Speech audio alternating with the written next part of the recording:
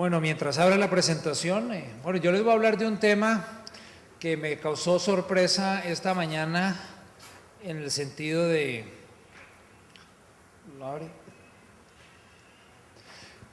Voy a hablar de peatones, ciclistas, espacio público, y entre otras cosas, esta mañana me causó curiosidad en el foro de los alcaldes, de los presidentes municipales, de que no mencionaron una sola vez la palabra peatones, ni la palabra ciclistas, cuando están hablando de los proyectos que son importantes para los municipios hacia el futuro.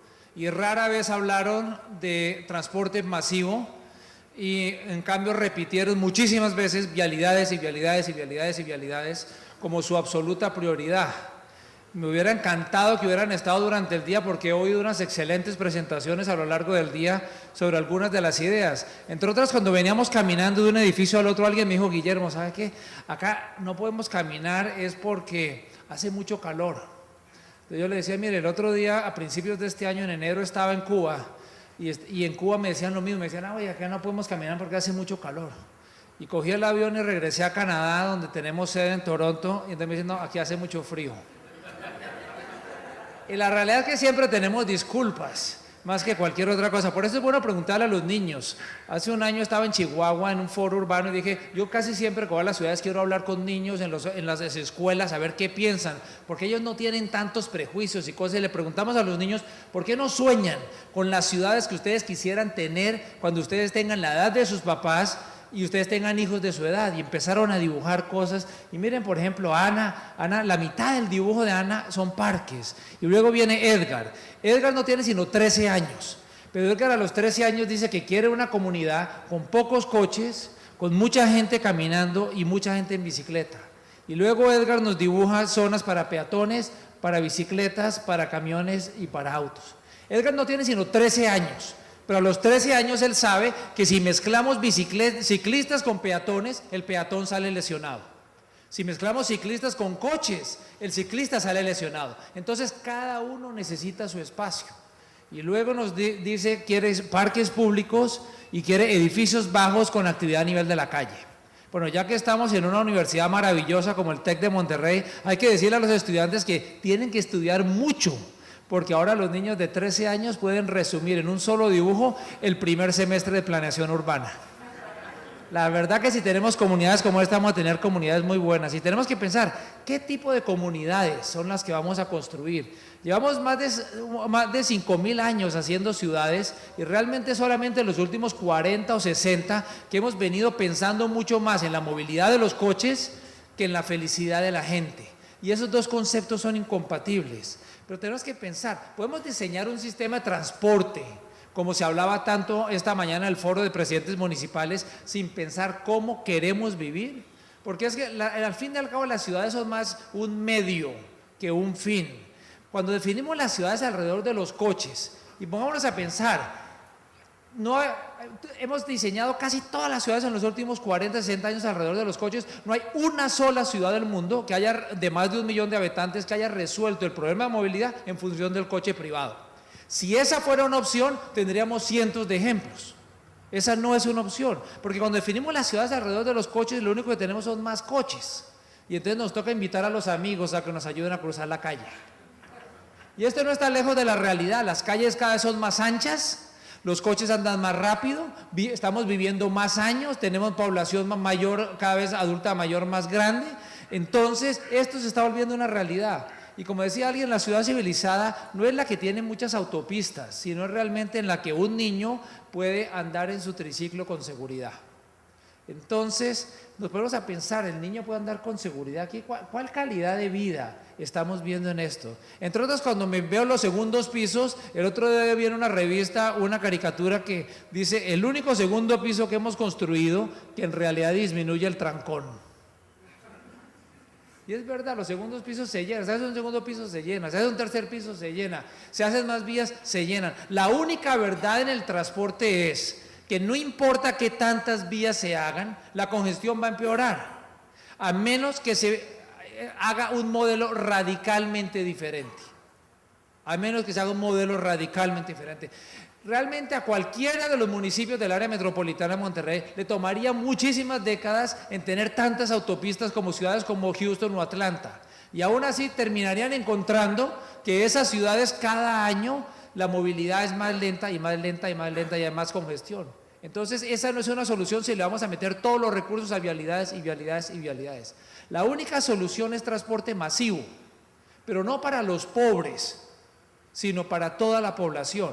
Y entre otras, el transporte masivo nunca lo va a recoger a uno en la puerta de la casa y lo va a llevar a la puerta del destino. Entonces, para que el transporte masivo funcione, tenemos que tener ciudades que sean amigables al peatón y a los ciclistas, para que la gente se pueda conectar con el transporte masivo. Entonces, el transporte, entre otras, tiene una particularidad. En Monterrey veíamos hoy algunas presentaciones cómo la economía ha progresado y cómo le está yendo bien a la ciudad. Pero en el transporte, una característica que tiene es que el transporte, la movilidad se empeora en la medida que le vaya bien al desarrollo económico. A diferencia de otros problemas como los temas de salud o de educación, que se mejoran en la medida que las ciudades progresan económicamente, el transporte se empeora cuando está basado en el coche privado. Entonces hay que tener en cuenta. Entonces, pero por otro lado también tenemos que saber que el transporte no es solamente botar de dinero. Entre más dinero va a mejorar, no, eso no es suficiente. Tenemos que cambiar la manera como vivimos. Por eso tenemos que pensar que no vamos a definir las ciudades alrededor de los coches, sino que definimos las ciudades más alrededor de la gente. Vamos a tener gente más feliz y gente más saludable. Y vamos también a tener unas comunidades más seguras, más saludables, con mejor calidad de vida. Entre otras, alguien me decía el otro día, pero Guillermo, ¿cómo habla de calidad de vida si estamos en la mitad de una crisis económica? Precisamente por eso mismo, en un mundo cada vez más globalizado, la gente buena, la mejor gente, puede vivir en cualquier parte del mundo. Entonces hay que preguntarse, ¿por qué los mejores carpinteros, los mejores arquitectos, los mejores médicos, ingenieros, etcétera, por qué van a querer vivir en Monterrey y no en Ciudad de México o en Vancouver o en Copenhague o en Chicago o en Boston o en otros lados? Por eso es que Monterrey tiene que tener una excelente calidad de vida, porque las ciudades hoy están compitiendo contra todas las ciudades del mundo en cómo atraer y cómo retener a la mejor gente. Entonces la calidad de vida hoy es el elemento más importante de competitividad económica para cualquier ciudad. Entonces por eso es que tenemos que pensar cómo queremos vivir. Y las buenas ciudades no es tanto un asunto de ingeniería, sino tiene que ver mucho más con la gente. Y de eso es de lo que vamos a hablar ahora en esta última sesión del día. Y le quiero agradecer mucho a María del Carmen y a Sandrine por haberme invitado y a ustedes. Y voy a compartir algunas experiencias. Y entre otras de las cosas que vamos a hablar es de esto, vamos a hablar de los peatones, porque los peatones, entre otras, una de las características del ser humano es que nos gusta la gente, vemos la gente, y cuando uno camina, ve a la gente la cara a cara, entonces hay una relación humana, pero también de ciclistas, entre otras, los ciclistas y los peatones para mí es lo mismo.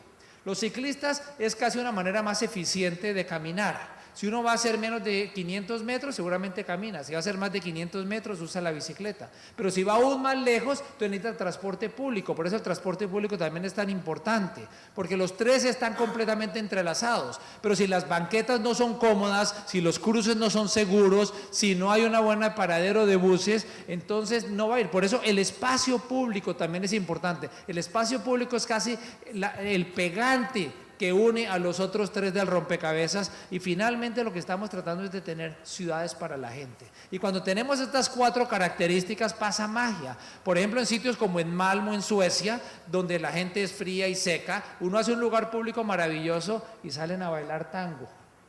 Y eso es lo que necesitamos, que la gente salga en Monterrey a bailar tango en las calles. Entonces, de esto es de lo que voy a hablar ahora a continuación en el resto de la presentación, de cómo crear ciudades para la gente. Entre otros voy a hablar de algunos casos internacionales, pero cuando hable al final de la plática no quiero que alguien me diga, ay, no, Guillermo, nosotros somos únicos en Monterrey, nosotros somos diferentes. Para nosotros, nada de lo que pasa en Nueva York o Copenhague tiene que ver con nosotros. No, es que entre otras cosas, mire, yo no estoy hablando de que hay que copiar de estas ciudades, para nada. Esto no es como en el computador, en la computadora y uno copia y pega. No, pero sí uno puede innovar y adaptar y mejorar muchas ideas, coger una idea de un lado, coger una del otro, de todas partes uno puede aprender, de Monterrey se puede aprender, de las otras ciudades se puede aprender. Entonces no piensen, yo no estoy promoviendo que se copie ningún modelo de ciudad, pero para empezar debemos eliminar unos mitos. Un mito es que las calles son solo para mover autos. Bueno, primero que todo, Esto, por ejemplo, es en New Haven, en Connecticut. Esta es una esquina en Connecticut donde ustedes no quisieran pasar ahí más de un segundo del que les tocara, porque era insegura, vendían droga, no había luz. Y fuimos con PPS a hacer un trabajo de placemaking donde íbamos casi con un telón en blanco y le preguntamos a la gente, ¿usted qué quiere? La comunidad es el experto. No son los profesionales deben apoyar, el experto es la comunidad. Le preguntamos y alguien dijo, ¿por qué no eliminamos el estacionamiento de los primeros 2 coches? Y otro dijo, bueno, si elimina eso, ¿por qué no ampliamos la banqueta? Y otro dijo, ¿por qué no ponemos una banca, una caneca, una luz? Digámosle al sector privado que arregle las fachadas. Y pasó de ser una esquina donde uno no quisiera pasar más de un segundo a una esquina donde se volvió destino. Y si uno tiene una esquina como esta, está bien, pero si tiene 5, tiene una buena calle, y si tiene 20, tiene una buena comunidad. Entonces, de eso es de lo que se trata. Las calles, al fin y al cabo, si miramos las ciudades desde el aire, las calles son el mayor espacio público que tiene cualquier ciudad. Por eso necesitamos que las calles sirvan para muchas cosas. Y tenemos que pensar, ¿estamos haciendo calles para los autos o calles para la gente? ¿Queremos que nuestras calles parezcan unas bodegas de coches o que las calles ayuden a construir comunidad? Queremos en las calles hacer unos edificios de 4 pisos de estacionamientos de coches que parece como una aspiradora que se chupa la vida en la calle, o queremos más bien de pronto poner al primer nivel vida y actividad y comercio y dejamos estacionamiento en el segundo, tercer y cuarto nivel. Entonces tenemos que pensar, miren por ejemplo aquí en este lado, a algún ingeniero le pareció una idea genial hacer una calle encima de un río, porque los pescados no iban a protestar, entonces la hizo sobre el río. Pero hace como 10 años alguien dijo, ¿será que aquí debajo no pasaba un río? Y esto lo habían hecho porque creían que esto le iba a traer vitalidad a la ciudad. ¿Qué creen que le trae más vitalidad a esta calle o lo que hicieron en los últimos años cuando quitaron la calle y devolvieron el río? De esto es de lo que se trata. Miren acá, por ejemplo, había 94 coches estacionados. Y el alcalde de esta ciudad, es Copenhague, le preguntó a la gente, dijo, ¿por qué no hacemos esta calle peatonal? Y en principio muchos comerciantes protestaron. El señor del restaurante dijo, si mis clientes no estacionan enfrente, se me voy a quebrar. Lo mismo el señor que vendía camisas. Sin embargo, el alcalde escuchó a todos. Esto lo digo es porque a veces los dirigentes políticos no toman decisiones porque dicen, ay, es que no hay unanimidad. No, el cambio es difícil. Cambio no se hace por unanimidad. Si uno quiere cambiar cosas por unanimidad, tiene que realmente rebajar todo a tal nivel que ya deja de ser cambio. Entonces escuchó a todos y tomó la decisión, lo vuelvo peatonal. ¿Y ustedes creen que alguien se quebró aquí? Cambiaron, en vez de que se estacionen 94 coches, se estacionan miles de personas. De eso es de lo que se trata. Otro mito es que dicen que caminar o usar la bicicleta son actividades que no son seguras. Bueno, la realidad es que en México la primera causa de muerte para niños y personas en edad productiva son accidentes de tránsito. Entre otras cosas, esto no puede ser la imagen del ciclista en México. Y no pasa nada. Necesitamos infraestructura. Por ejemplo, los peatones. Los peatones en México, cada año en los últimos 5 años han muerto más de 7,000 peatones atropellados por los coches y más de 40,000 heridos reportados. Y sin embargo a nadie le importa, parece que los peatones fueran huérfanos, hasta que de pronto es la mamá de uno o es el hijo y entonces nos empiezan a importar. Desde el punto de vista de vulnerabilidad, en movilidad, el más vulnerable es el peatón. Entonces esa debería ser nuestra prioridad absoluta. Luego el ciclista, luego el usuario del transporte público y luego el coche privado. Entonces miren, en Europa se utiliza mucho más la bicicleta y hay mucho menos muertes. Y también hay mucho más peatones y también hay mucho menos muertes. Entonces la realidad es que caminar y usar la bicicleta puede y debe ser una actividad segura para todos. Punto. No deberíamos aceptar que tuviéramos más de 7,000 peatones muertos. Eso no tiene absolutamente ningún sentido. Y no solo en México, en Estados Unidos cada año hay más peatones muertos que todos los norteamericanos que han muerto en la guerra de Irak desde que empezó la guerra. Y sin embargo a nadie le importa. Es una cosa completamente absurda cómo hemos aceptado eso como algo normal del siglo XXI.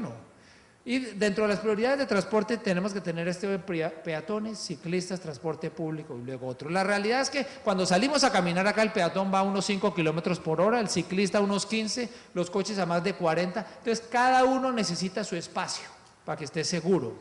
¿Y qué es una calle segura? A mí me vienen preguntando qué es una calle segura. Entonces digo, mire, pensemos en la regla del 880, que entre otras de ahí sale el nombre de nuestra organización que se llama Ciudades 880, que tiene sede en Toronto, pero trabaja internacionalmente. ¿Qué es Ciudades 880? Nosotros nos llamábamos Walk and Bike for Life, de camine y use la bicicleta para vivir, pero la gente pensaba que lo único que hacíamos era estudios, planes maestros de peatones y de ciclistas, y sí hacíamos eso, pero en el fondo, para nosotros los peatones o los ciclistas son un medio, no es un fin, es un medio para otras cosas. Entonces por eso le cambiamos el nombre a 880, porque realmente lo que nosotros hacemos es cómo tratar de ayudarle a las comunidades para tener ciudades vibrantes, comunidades saludables, donde los residentes estén más felices disfrutando de espacios públicos. Pero ¿por qué el 880? Porque la regla, si alguien le pregunta a usted, ¿este cruce es seguro? ¿Puedo mandar a mi hijo a la escuela y es seguro? Piensen, solo 3 pasos. No hay que tener un doctorado en ingeniería. Paso número 1, pensemos en un niño o una niña que queramos mucho. Nuestros hijos, hijas, nietos, sobrinos, etc. Cuando tengamos el niño en la cabeza, paso número 2, pensemos en un adulto mayor, alrededor de 80 años, que también tengamos afectos. Cuando tengamos la imagen del niño o de la niña y el adulto mayor en la cabeza, entonces paso número 3, ¿enviaríamos a ese niño y a ese adulto mayor en ese cruce? ¿A caminar a la escuela, a caminar al trabajo, a ir en bicicleta? Si lo enviaríamos es porque es seguro.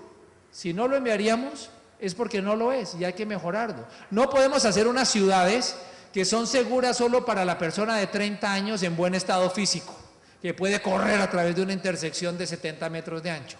Tenemos que hacer unas ciudades que sean amables. ¿Qué tal si dijéramos en Monterrey? La regla de oro es que en todos los municipios de la área metropolitana de Monterrey, todo lo que se haga en el espacio público tiene que ser maravilloso para los de 8 y para los de 80. Seguramente terminaría siendo buena para el resto de la población. Entonces, de ahí salió lo del 880. Pero entonces, un mito cuando hablamos de bicicletas es que solo hay que pintar líneas en la calle. Cojamos un tarro de pintura, pintamos y esto es muy rápido. No, para mejorar la infraestructura de bicicletas hay 2 cosas que hay. Una es en las calles de barrio, otras en las vías arterias. En las calles de barrio básicamente hay que disminuir la velocidad. En el mundo entero se está disminuyendo la velocidad y no solo poniendo unos letreros que menos de 30 kilómetros, sino hay que calmar el tráfico. No hay ninguna razón para que los coches vayan a más de 30 kilómetros en las calles de barrio. Hay que poner barreras físicas, hay que poner topes, hay que achicarlos, hay que poner estacionamientos, angostar las calles, etcétera. Hay que tener banquetas anchas, hay que tener unas comunidades completas donde la persona caminando pueda llegar a todos los servicios básicos a menos de 10 minutos caminando. Pero en las arterias, donde tengamos más de 5.000 coches día o más de 40 kilómetros la velocidad, necesitamos unas ciclovías que estén físicamente separadas de peatones y de coches. Porque la gente, los coches no respetan las líneas. Esto es Kentucky, esto es Nueva Zelanda, esto es Nueva York, esto es Toronto, cerca de mi oficina. Mire, casi matan a este ciclista y fui a ver dónde estaba el conductor del coche, estaba comprando perros calientes. Entonces las líneas la gente no las respeta. Y cuando lo único que separa al ciclista de un coche es una línea, se sube a la banqueta. Y cuando se sube a la banqueta, atropella al peatón. Y recuerden que el peatón es primero. Entonces eso no se puede hacer. Entonces hay que tener algún tipo de separación física para que sea seguro para las personas de día y de noche, de todas las edades. Mi hija estudia en Montreal, en McGill, y esto hace un par de años aquí solo había unas líneas pintadas y uno no veía sino hombres jóvenes. De pronto crearon la barrera física y empezaron a ver niños y adultos mayores y más mujeres. Miren, esto es París. Maravilloso lo que está pasando en París en infraestructura, unas banquetas de 8 metros de ancho, la ciclovía, y miren la separación. ¿Para qué esa separación? Para que si alguien abre la puerta no le pegue al ciclista. Igual que si alguien se baja del coche, el ciclista no atropella al que iba en el coche. Entonces generar eso seguro. Ciclovías seguras para los de 8, para los de 80 y para todos los demás. Esto es lo que necesitamos montar. Si queremos que la gente use la bicicleta en Monterrey, necesitamos una infraestructura que sea segura, como estos ejemplos. Aún en sitios donde cae nieve, es seguro en la medida que cada uno tenga una buena infraestructura. Y cosas sencillas como, ¿qué tal tener unas ciclovías y unas banquetas con árboles? Además, todos los ejemplos que estamos viendo de ciudades, algunas ciudades que les estoy mostrando son más pobres que Monterrey, unas son más ricas, unas son más pequeñas, unas son más grandes, pero todos los ejemplos son aplicables. Hacer esto es simplemente sembrar 2 hileras de árboles para que con este calor tenga el peatón una sombra y pueda caminar de una manera muy agradable y tener la ciclovía. Pero cuando hablamos de comunidades peatonales, desafortunadamente no es una gran acción, sino muchísimas pequeñas acciones. Claro, algunos piensan que es como este señor que iba a cruzar la calle, vio los coches y los desapareció. Esa es una manera de volverlo peatonal, pero otras maneras es creando calles completas. Las calles que hemos venido haciendo pensando en los coches, hay que terminarlas. Las hicimos sin banqueta, las hicimos sin cruces, hay que terminarlas. Aquí es obvio que en la medida la gente se le está olvidando algunas cosas. Aquí se les olvidó, hay que terminarlo después, pero obviamente cuesta más y es más difícil, entonces hay que hacerlo desde el principio. Buenos cruces, 2 líneas es mejor que nada, pero si es en otro material y otro color, obviamente es muchísimo mejor. Así es como matan a los ciclistas y a los peatones. Salen los coches y el coche solo parquea en el pavimento y solo mira a los carros que vienen de la izquierda. En cambio, ¿qué hicieron en Boulder, Colorado? Pusieron un obligatorio, un pare, y tiene que mirar a ambos lados y unas líneas en el pavimento. Esto no vale nada. Y si los coches no paran antes de la banqueta, le ponen una multa como si hubiera pasado un semáforo en rojo.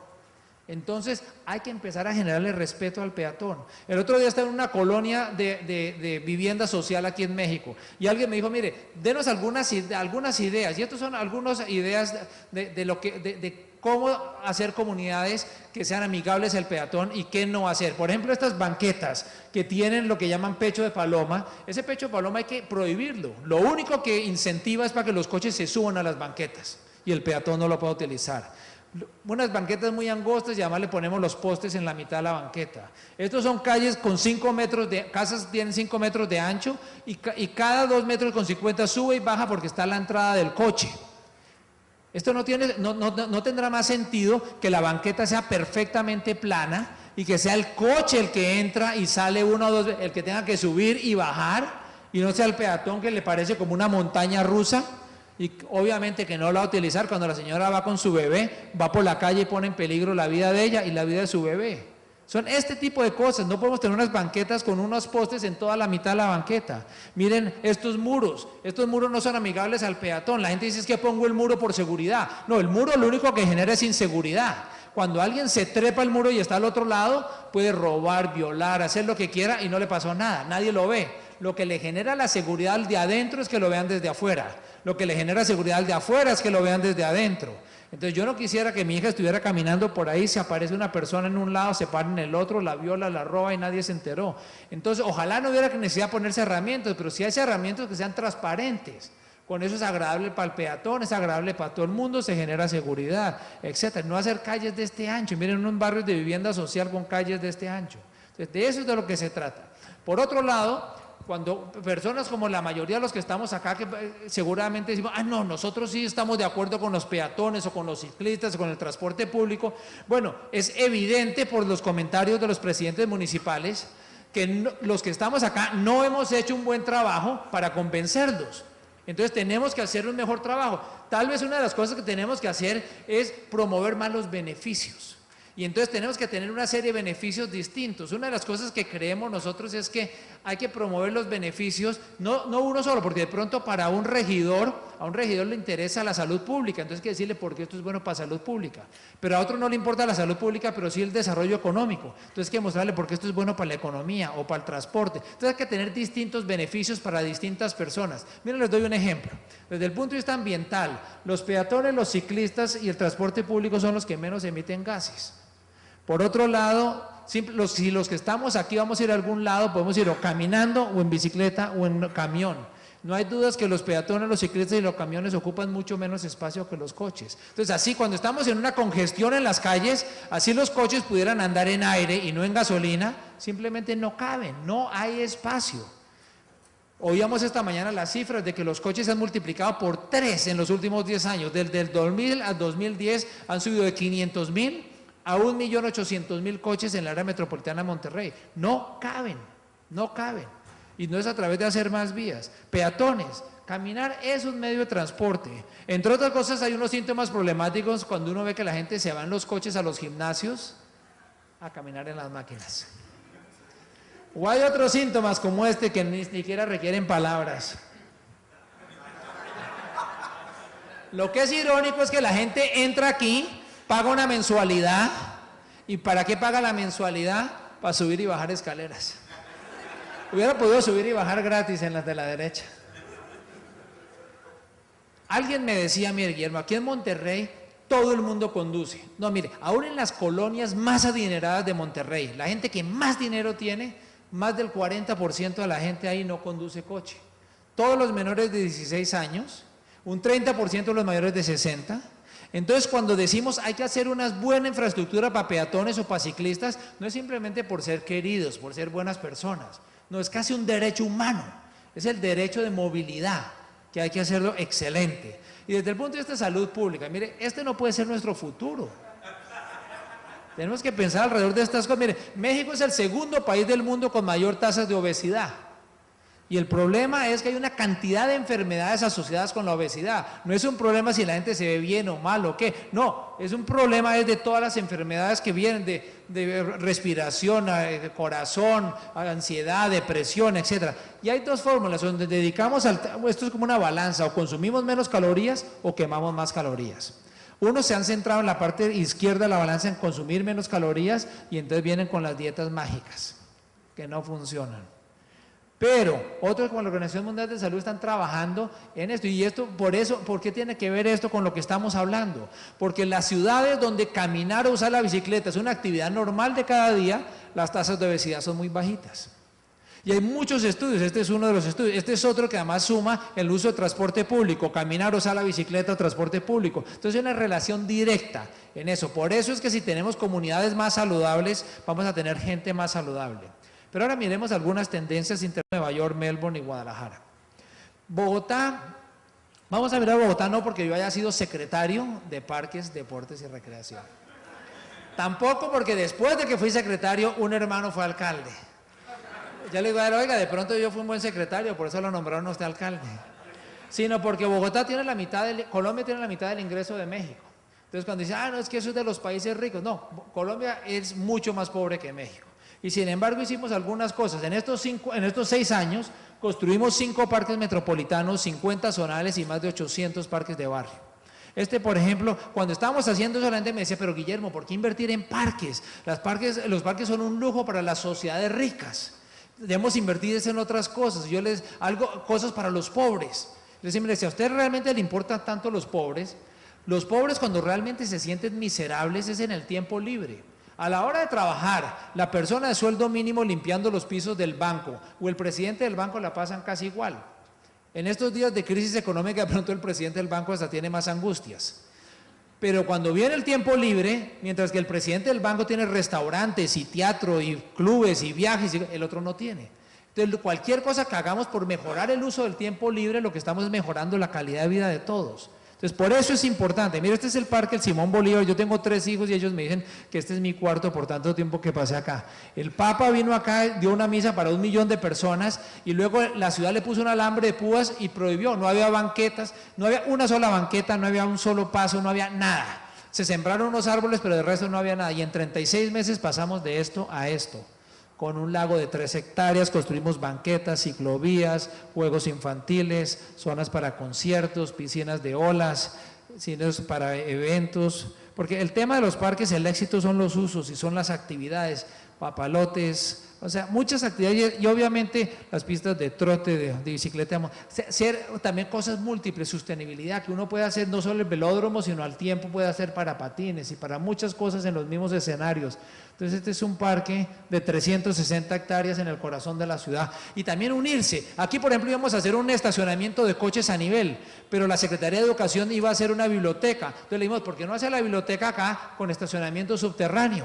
Y entonces hicimos una hermosísima biblioteca hecho por uno de los mejores arquitectos del país, Rogelio Salmona, con estacionamiento subterráneo. Entonces la comunidad quedó con biblioteca y el parque quedó con estacionamiento. Entonces, de las cosas que hay que hacer, no trabajar por departamentos cerrados a los demás, sino cómo ayudar, cómo vincular, cómo trabajar más en equipo. Y como ven, el parque es muy bien utilizado. Pero los parques lineales, aquí vi ayer algo de Santa Lucía, mañana voy a ir temprano a verlo más en detalle. Este es un parque lineal de 29 hectáreas que cruza la ciudad. A mí me gustan los parques lineales, ¿por qué? Todos los parques me encantan, pero los lineales conectan. conectan gente rica con gente pobre, zonas residenciales con zonas comerciales. Entonces, por ejemplo, arranca en una de las zonas más adineradas de la ciudad y la gente lo que querían era almacenes de flores y cosas, entonces fue lo que les pusimos. Y luego vamos atravesando la ciudad, siempre separando los ciclistas de los peatones, restaurantes, mapas, zonas para hacer ejercicios, etcétera, etcétera. Y luego en este parque vamos atravesando ya clases medias, y luego aquí vamos terminando en las clases más bajas. Aquí es donde termina, aquí era antes, llegando al río Bogotá, y así fue como quedó después, con un parque lineal bordeando y entonces conectamos una de las zonas más pobres de la ciudad con una de las zonas más ricas, también generando un poco de convivencia. Ahora, hoy hemos hablado mucho de transporte. Así era el sistema de transporte de Bogotá, más o menos hace unos 12 años. Y lo que la agencia de, entre comillas, cooperación japonesa proponía era invertir $5.000 millones para hacer autopistas elevadas. Y había mucha gente, sobre todo los poderosos. Esto es una foto de la primera página del periódico más importante del país. Decían, hagamos esas autopistas elevadas, vamos a quedar muy desarrollados. Y miren, gracias a Dios no se enterraron $5.000 millones en eso. Y en lugar se hicieron otras cosas. Por ejemplo, es un sistema de camiones, el BRT, se llama Transmilenio. En el primer año, se hizo de la idea a la implementación se demoró 36 meses y en 36 meses estaba moviendo más de 600.000 personas y luego está moviendo más de 1,5 millones de personas. Y obviamente uno de los temas importantes son los peatones, cómo llegar y cómo los ciclistas se interconectan. Esto funciona como un metro, pero mucho más barato porque obviamente se usan camiones, pero con carriles exclusivos, andan a la velocidad de los metros, andan más rápido incluso que el 70% de los metros del mundo. Y costó 1/10 parte del costo de los otros. Entonces, este es un tema que es interesante, pero hay que pensar la gente cómo va a llegar. Por eso hay que tener la conectividad con las bicicletas. Por ejemplo, es un biciestacionamiento con más de 750 bicicletas. Entonces, la gente sale de su casa en la bici, va al Transmilenio, deja la bici, le entregan una ficha, se va al puesto de trabajo, regresa por la noche y encuentra la bicicleta. Entonces, ese tema, la conectividad y los biciestacionamientos, y eso es bien importante. Entre otras, hace unos meses el New York Times le dedicó 4 columnas a color al Transmilenio de Bogotá, y había mucha gente que estaba muy orgullosa, porque imagínense, al Transmilenio, pero para mí me da más orgullo más bien otro tipo de cosas. En unas colonias tan pobres que ni siquiera había pavimentos, ni banquetas, ni nada, y miren la calidad de banquetas que se construyeron de 8 metros de ancho, las ciclovías. Además, si uno dice, primero los peatones, hay que ser consecuente entre lo que uno piensa, lo que uno dice y lo que uno hace. Entonces, aquí están los peatones, aquí están los ciclistas y aquí están los coches. No había plata para todo, entonces algún día se pavimentará para los coches. Entonces luego se sembraron los árboles y miren la felicidad de estos niños llegando a la escuela. Entonces, ciclovías. Bogotá tiene el proyecto de ciclovías más exitoso de América Latina. Hicimos en 3 años, de 0, no había un solo metro de ciclovía, a 280 en 3 años. Por eso cuando dice hay que planear, sí hay que planear, pero hay que hacer. A la velocidad que está creciendo Monterrey y muchas de estas otras ciudades, no podemos pasar mucho tiempo planeando. Hay que hacer, hay que ejecutar. Entonces, por ejemplo, pasamos de 28.000 a más de 350.000 personas usando la bicicleta. Estos son algunos ejemplos, siempre separando al peatón del ciclista, los cruces de las arterias elevados para que el ciclista siempre vaya a llegar más rápido y más cómodo. Hay que tener toda una red. Uno no puede hacer solamente 3 kilómetros de ciclovía y ver si eso funciona. No, porque si no conectan a nada con nada, la gente no la va a utilizar. Entonces, hay que hacer una red y echarse la bendición y ojalá que la utilicen.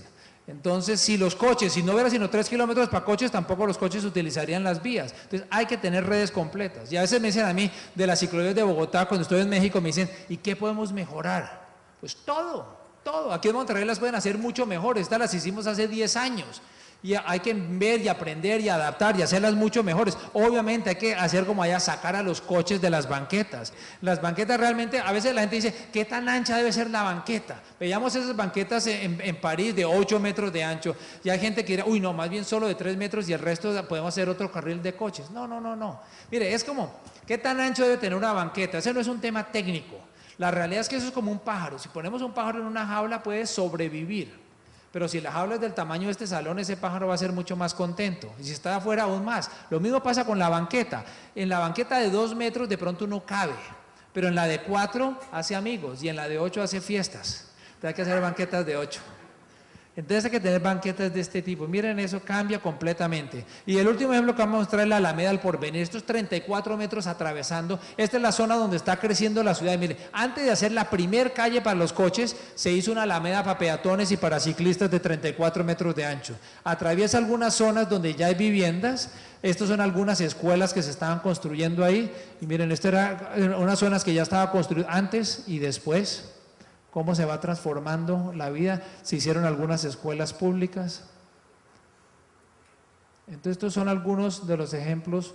Y nuevamente pensando en los peatones, en los ciclistas y en los coches. Entonces, y uno de los temas importantes de vivienda, no podemos seguir pensando que la vivienda social es a 2 horas de las ciudades para que la gente pobre tenga que gastar 4, 5, 6 horas diarias en movilidad.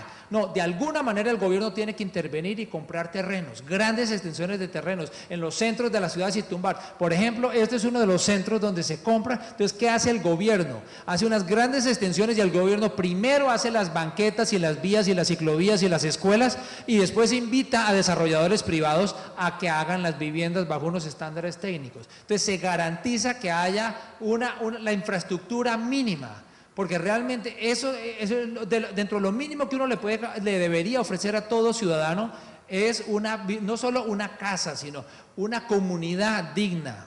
Y estos son algunos de las escuelas por concesión, pero voy a pasar porque si no María del Carmen ahorita me va a decir, Guillermo, le queda 1 minuto. La ciclovía, ¿qué es la ciclovía? La ciclovía es como un parque de 7 horas a la semana. Es una cosa maravillosa que funciona en cualquier país del mundo, ciudades grandes, chiquitas, medianas, etcétera. ¿Qué es? Cada domingo cerramos algunas de las vías para abrirlas a las personas. Entonces es maravilloso que no hay que, en un momento de crisis económica, no hay que construir coliseos y gimnasios y cosas, no, se utilizan las calles, se abren para la gente, se cierran para los coches. Nosotros cuando yo fui secretario teníamos solo 13 kilómetros y se estaban muriendo, estaban en decaída, y lo subimos a más de 100 kilómetros y tenemos a más de 1.300.000 personas, 1.300.000 personas cada domingo del año. Es una maravilla esto, y además a lo largo de la ciclovía se hacen aeróbicos y se hacen yoga y los niños dibujan y se llevan cosas para los patines y muchas otras actividades. Mira, hasta la revista American Airlines promocionando esto. En la Organización Mundial de Salud de este año, ellos cada año tienen un tema. Este año el tema fue ciclovías recreativas, las ciclovías dominicales. Y mire, aquí por ejemplo en Nueva York, con Janet Sadekan, ahorita les voy a mostrar algo de Nueva York, miren lo que hicieron. ¿Qué tal? Park Avenue. ¿Quién se iba a imaginar que iban a cerrar? No una callecita por allá perdida en la mitad de la nada, no, la calle más importante. Porque esto funciona si uno hace en las calles donde la gente quiere ir, donde está el comercio, la gente, etcétera. En Portland también les decimos, nosotros personalmente le ayudamos, asesoramos a estas ciudades, a Portland, a Nueva York, a Ciudad de México, entonces donde está funcionando muy bien, Chicago, Madison, París. Esto es en Winnipeg hay 2 ciclovías, una de invierno y también tiene una de verano. Entonces funciona hasta en invierno. Y por ejemplo, hace 4 semanas, mire, así como muchas veces de América Latina vamos a Estados Unidos y a Europa a aprender de otras ciudades, en marzo 13 al 15 hicimos un taller internacional de ciclovías recreativas en Guadalajara. Y personas de más de 40 ciudades de Estados Unidos y Canadá vinieron 3 días a aprender sobre la vía recreativa de Guadalajara. En Guadalajara es una maravilla. Hace 5 años, la actividad recreativa más importante de Guadalajara era media maratón con 3.000 personas un domingo al año. Y se empezó a montar la vía recreativa. La primera fue 12 kilómetros. Iban más de 70.000 personas. Hoy, en el 5º aniversario, van más de 350.000 personas, salen todos los domingos del año en Guadalajara a la vía recreativa. Entonces es un tema importante. En estos ejemplos voy a ir muy rápido, solo voy a mencionar unas cosas de esto. ¿Por qué? Porque a veces la gente me dice, Guillermo, usted cuando habla de caminar y de usar la bicicleta, ¿quiere que nos quedemos pobres toda la vida? Entonces por eso le voy a hablar de Copenhague, porque Copenhague tiene un ingreso per cápita superior a cualquier ciudad de Estados Unidos. Tiene un nivel educativo superior a cualquier ciudad de Estados Unidos y sin embargo está cambiando, pero allá también fue difícil el cambio. Cuando allá propusieron la primer vía peatonal, cuando dijeron hagamos una vía peatonal, la gente dijo no queremos vías peatonales, seguramente como dirían en Monterrey hoy. Allá dijeron no, aquí hay demasiados coches y además el clima es terrible. Hace calor en el verano, hace frío en invierno, llueve todo el año. Pero lo número 1 que dijeron en Copenhague, por lo que no querían vías peatonales, dijeron, eso no es parte de nuestra cultura. Vías peatonales, eso es para los italianos y los latinos. que hacen ruido y bulle, les gusta estar en la calle, pero nosotros somos daneses y somos fríos y secos y no salimos a la calle. Bueno, ahora los daneses son más italianos que los italianos.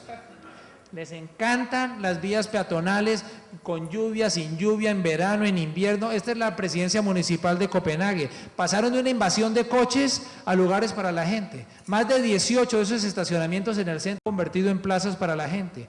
Desde el 90 se ha duplicado el uso de los ciclistas. Con esto, con niñas y con señoras y con adultos mayores. 4 de cada 10 usa la bicicleta como medio de transporte. 4 de cada 10 personas. Es una cosa maravillosa, así es como van al teatro y van a trabajar, y el 70% la sigue utilizando aún cuando hay nieve.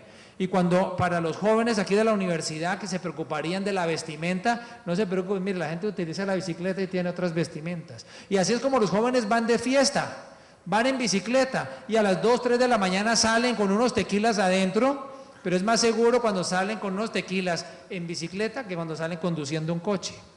Entonces, esto es lo que no es pidiendo mucho, esperar que nuestros jóvenes puedan tener una vida así tranquila. Entonces, esto es una ciudad mediana en Dinamarca, se llama Odense.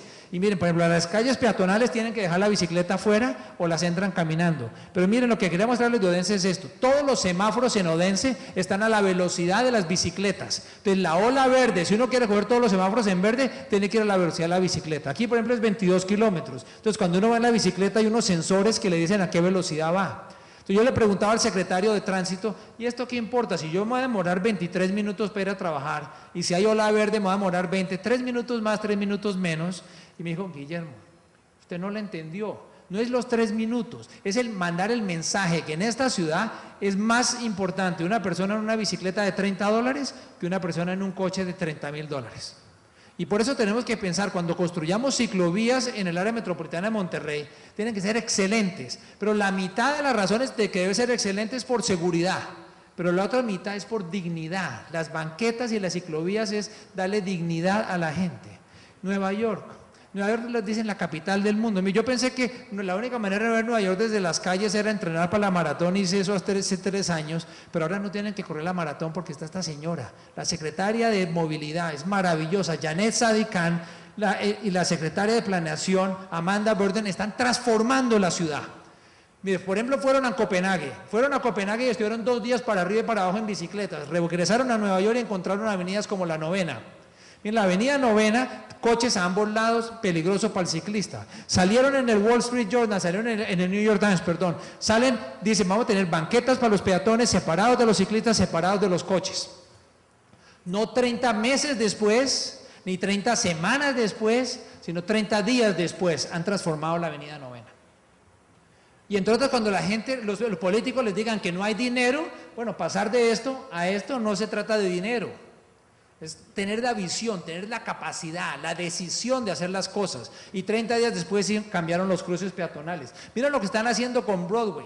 La Broadway es una avenida que atraviesa Manhattan de lado a lado. Hace 2 años fui y tomé estas fotos. ¿Quién utilizaba las ciclovías que son líneas pintadas en la calle? Los coches y los kamikazes. Luego volví hace 1 año y medio y miren lo que estaba haciendo Janet. Le está quitando 2 carriles a los coches para dárselas a las personas. ¿Y esto qué es? Esto es pintura, esto no vale nada, es pinturita y unas sillas y unas sombrillas y unas bancas. Y ella dice, mire, la gente está tan hambrienta de espacio público que nada más ponemos los conos para empezar las obras y la gente se apropia del espacio público. Miren lo que están haciendo. Entre otras, un paréntesis, en noviembre invité a Janet a Guadalajara y va a venir la primera semana de diciembre. Sería muy bueno de pronto que la trajéramos de paso por Monterrey porque es una mujer espectacular. Yo la llevé a Toronto hace 1 año y todavía la gente sigue hablando allá. Miren, esto es en Times Square, esto es Broadway en Times Square. Allá no les quitó 2 carriles, sino todo, 8 cuadras lo volvió totalmente peatonal. Y miren lo que está haciendo. ¿Cuánto vale eso? Nada. Pintura en el pavimento, sillas, bancas, sombrillas, porque es un piloto. Así hay menos resistencia cuando le dice a la gente, en vez de invertir millones en obras, dice no, hagámoslo como un piloto. Entonces aún los enemigos dicen, uy, esta señora loca, pero bueno, dejémosla por 1 año, que en 1 año la gente se va a dar cuenta que fue una locura. No, al año terminó hace 2 meses y lo aprobaron ya en forma definitiva y acaban de abrir un concurso internacional para el diseño de espacio público de esto. Pero cuando se hacen las cosas como piloto, usualmente hay menos resistencia y se pueden hacer más cosas. Miren esta maravilla de transformación, porque Nueva York está compitiendo con Monterrey. y también con Copenhague y con París, en cómo atraer y cómo retener la mejor gente. De Melbourne solo voy a decir una cosa, y es, como esta mañana oí tanto del tema de la densificación y el crecimiento de la población en Monterrey, creo que lo que están haciendo aquí en Australia es bien interesante. Miren, esto es Melbourne, donde por ejemplo en el 83 prácticamente no había casi ninguna vivienda en el centro. Y miren cómo se ha ido poblando el centro, porque la gente se ha ido a los suburbios y se ha vuelto desolado. Pero miren ahora, por ejemplo, cómo están tratando de crecer. El tratar de crecer, no quieren que se siga expandiendo, a pesar de ser un país, casi el tercer país más grande del mundo, no quieren que la ciudad se siga creciendo, sino que se mantenga. Pero entonces lo que están diciendo, mire, vamos a densificar, pero no asustemos a la gente que vamos a densificar todo. No vamos a densificar el 6% de las viviendas, el otro 94% no lo vamos a tocar. Entonces ahí están haciendo los planes. Entonces paso muy rápido, pero después puedo hablar con el que quiera sobre este tema. Pero básicamente lo que van a densificar son los corredores de transporte, donde van a dejar muy claro, todos los parques los dejan, las viviendas que son históricas las dejan, etcétera. Entonces solamente donde va a haber transporte público lo van a subir, y con edificios de 4 a 7 pisos. Entonces no van a ser edificios gigantes que le ponen sombra, generan vientos, dañan la cosa. Y luego entonces, luego de esto, entonces vienen, le están mostrando a la gente, mire, su barrio es así, puede que quede de esta manera. No va a ser una transformación radical, pero podemos doblar la población a través de este tipo de cosas, antes y después. Entonces, al otro 94% ni le van a tocar las viviendas, al revés, le van a poner transporte público, va a tener cerca restaurantes y librerías y cafeterías y otras cosas, entonces van a poder vivir de una manera más agradable. Entonces, de este tipo de cosas, por eso no hay que tenerle susto a la palabra densificar Monterrey, no, porque se puede densificar con esto, densificando todos los corredores de transporte.